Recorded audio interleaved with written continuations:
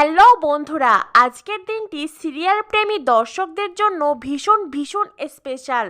কেননা আজকে স্টার জলসা পরিবার অ্যাওয়ার্ড 2024 সম্প্রচার হচ্ছে টিভি পর্দায়।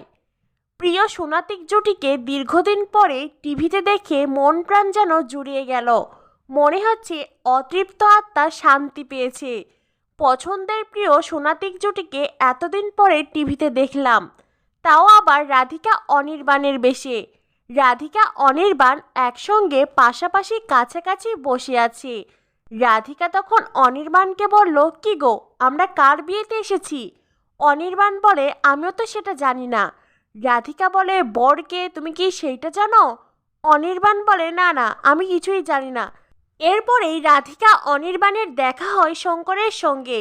কিছুটা খুনসুটি হাসি তামাশার পরেই শুরু হয় স্টার জলসা পরিবার অ্যাওয়ার্ড। আর সেখানেই স্টার জলসা পরিবারের সদস্যদের হাতে পুরস্কার তুলে দিতে স্টেজে আসেন অভিনেত্রী সন্দীপ্তা সেন এবং অভিনেতা প্রতীক সেন। দীর্ঘদিন পরে মহারাজকে দেখে মনটা আনন্দে ভরে গেল।